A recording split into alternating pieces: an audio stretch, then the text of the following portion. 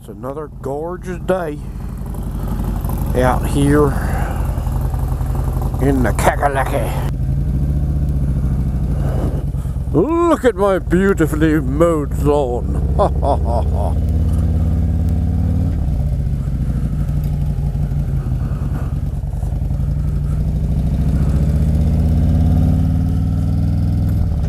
Oh, it's nice and cool out today. On this beautiful Friday, I think it's the 21st of September. This is Mike Cayley 7. So why does he have that strange name? It's because when I first got on the internet in 1996-7, I was living in Fiji and I set up my Hotmail account. I tried my name, Mike, and of course that was taken, so it was like Mike 1, Mike 2, Mike a million now. I didn't want to have to put a number after my name. So I used my Fijian name, because in Fiji, nobody called me Michael, they called me Mike Cayley. So I set up my Hotmail as that. That began my internet identity as Mike Cayley. Years and years later, when YouTube came out, go ahead. When YouTube came out, I tried to put Mike Cayley, but it was taken. So I ended up with Mike Cayley 7, because 7 is my lucky number.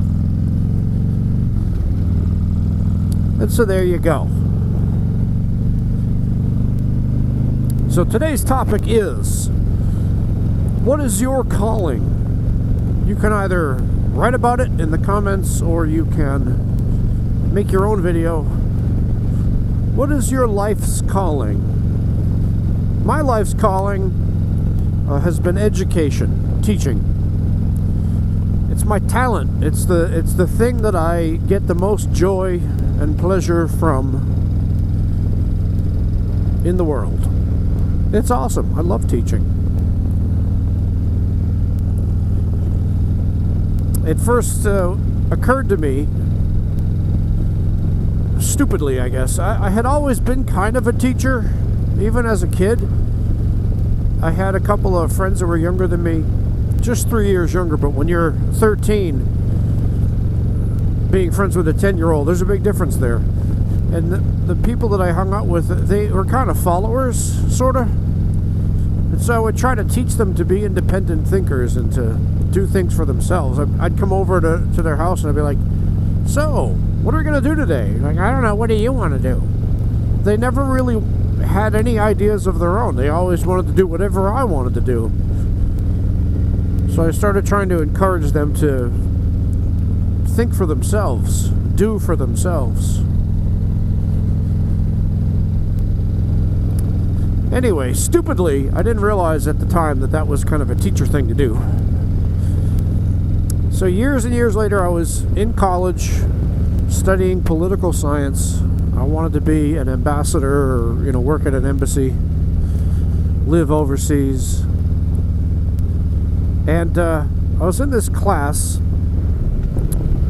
with this really great old professor who dressed in a bow tie and a tweed coat with the elbow pad things. And he had eyebrows that looked like antenna on an insect, you know, like you could feel his way around with them. And I was doing this presentation. It was called Futures Forecasting, and it's a thing I learned when I was in community college. And we were trying to figure out how to proceed in this thing. I can't remember what it was now, but I said, hey, Dr. Sace, his name was Dr. Sace, Monford H.R. Sace. I said, Dr. Sace, I have this process called the futures matrix, futures process.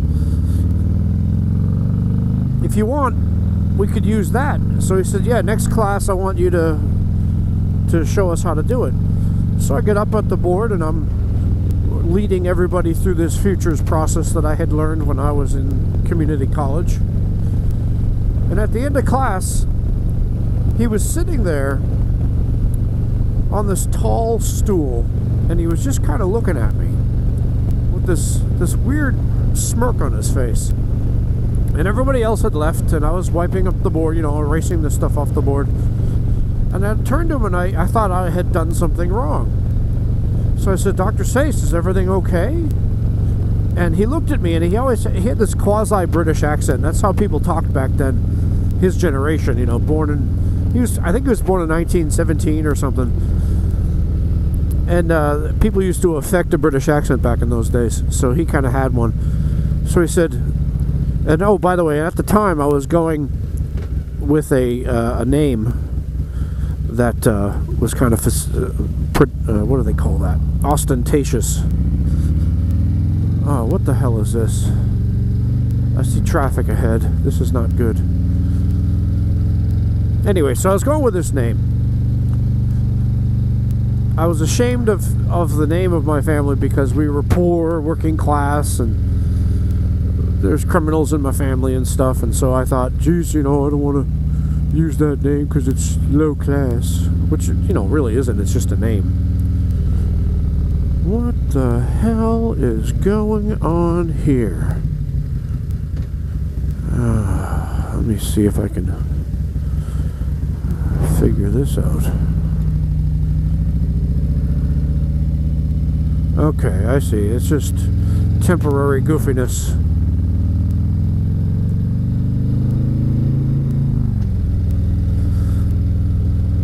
I asked my mom what on her side of the family, what names there were, and it was Matitol, that was my mom's maiden name, Francis, Ryman, Lawrence, and Geyer.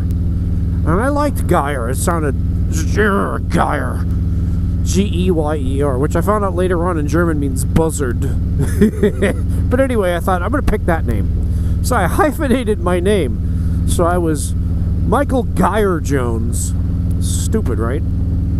Anyway, so that's how I went when I was in college, with this pedantic, ostentatious, hyphenated name. And so Dr. Sace is sitting there, and I said, is there anything wrong, Dr. Sace?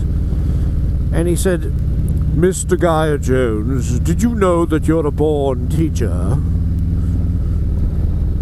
And it had never occurred to me. He saw that in me. And I think that's one of the things that teachers do, is they see things in you. Things that you may not see. So, when he said that, it really struck a chord with me. It went deep into my soul.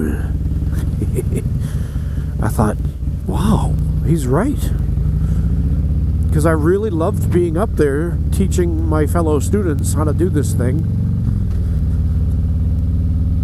So it wasn't long after that, I was getting ready to graduate from college, and I knew that I didn't have the money to become an intern for some congressman or senator or something. That's how you get into the political realm, is you become an intern. And I didn't have the money for that, because you don't get paid as an intern. I didn't have a car. How am I going to get to the state houses and stuff? So I knew that was a dead end for me.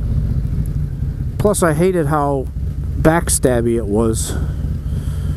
It seemed, I think politics generally, the realm itself lends itself to people who are narcissistic, sociopathic, just people I don't want to be around. I learned that from doing it when I was in college. But I still had the idea I wanted to work in the diplomatic corps. So I thought, what's my way in? Since I have no money, what's my way in? And I realized it was Peace Corps. And I had always loved the Peace Corps, and I always wanted, it was like a goal of mine, is to serve in the Peace Corps. Because I couldn't serve in the military, I had asthma, they wouldn't let me in. So I went to the Peace Corps office, and I talked to them, and they saw what I was doing and all that, and they said, you should get a master's degree in ESL, and to work toward that, to make sure that I was a good teacher, I soon as I could, I started tutoring as I was taking classes for the master's degree. And I got jobs teaching in summer times at small English language institutes for English as a second language. And I became a teacher. And I loved it. Absolutely loved it. At first I felt like a fraud, because everybody was talking about making lesson plans. And I learned pretty early on that my classes sucked when I made lesson plans. When I tried to plan out each thing, each activity, each material, blah, blah, blah, my classes sucked. But if I just went with my gut and felt empathically the pulse of the classroom, it was way better. But I felt like a fraud, like that's not what a real teacher does. Anyway, that was how I found my calling. So how did you find your calling? What is your calling? Do you have a calling? Do you believe in callings? Maybe it's just BS. I think you can also have more than one calling in life, because I think my other calling is this motovlog thing, which kind of is connected to teaching. It's talking to people about stuff. Alright, it's Mike Haley 7. I'm out. I'll talk to you later. Have a good Friday. Or whatever day it is you're watching.